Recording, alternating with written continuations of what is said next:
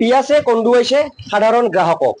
আপুনি পিয়াজ কিনিবলৈ হলে 100 বাৰ ভাবিব লাগিব, কাৰণ পিয়াজৰ বজাৰত লাগিছে জুই। আৰু এই মুহূৰ্তত মই উপস্থিত আছো গোৱালপাৰা চহৰৰ বড় বজাৰত এখন পিয়াজৰ দোকানত। আৰু গোৱালপাৰাত পিয়াজ কি দৰত বিক্ৰী হৈ আছে কিছু কথা পাতিব বিচাৰিম। দাদা, পিয়াজ কেনেকা দামত চলি আছে কওকচোন? 45, 48 হোলসেল রেট। আৰু আপোনাৰ ইয়াৰ পৰা খুচুৰা কিমানত বিক্ৰী হৈছে? 55 বিক্ৰি হয়েছে। 55 দাম ইমান বৃদ্ধি হোৱাৰ কাৰণ কি বুলি ভাবে? কিন্তু আমি কব নোৱাৰো মন্দিৰ কথা কেনেকম কওকচোন। আপুনি কিমানত বিক্ৰী আছে হোলচেল? 48, 45 খুচুৰা 55 বিকিব লাগে। প্ৰতিদিনতো বৃদ্ধি হৈ আছে। বৃদ্ধি হৈ আছে। কমিলে ভাল অলপ, কমিলে ভাল হয়। ৰাইজৰ ভাল হয়। ৰাইজে ভালো। তাতে কেনেকুৱা পিয়াজৰ দামটো বহুত বাঢ়ি গৈছে। অসুবিধা হয় জেনাৰেল মানুহৰ কাৰণে অসুবিধা আৰু গৰীব মানুহৰতো খুবেই অসুবিধা হয়।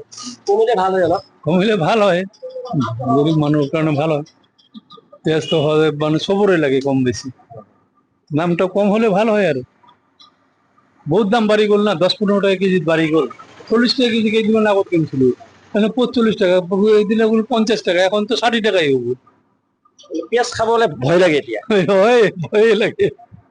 মই নিউজ 18 অসম নৰ্থ ইষ্টৰ দৰ্শক দেখুৱাই আছো যি গোৱালপাৰা চহৰৰ এখন পিয়াজৰ হোলচেল পিয়াজৰ দোকানৰ পৰা দেখুৱাই আছো। আৰু এতিয়া খুচুৰা পিয়াজৰ মূল্য আপুনি বজাৰত কিনিবলৈ হলে আপুনি 55 পৰা 60 টকা ভৰিব লাগিব, কিয়নো প্ৰতিদিনে বৃদ্ধি হৈ আছে যে পিয়াজৰ মূল্য। আৰু পিয়াজ কিনিবলৈ হলে আপুনি 100 বাৰ ভাবিব লাগিব। পুনৰ কৈছো পিয়াজে কন্দুৱাইছে সাধাৰণ গ্ৰাহক। আৰু নিউজ 18 অসম নৰ্থ ইষ্টৰ দৰ্শক দেখুৱালো গোৱালপাৰা চহৰৰ যি পিয়াজৰ মূল্যৰ তালিকা।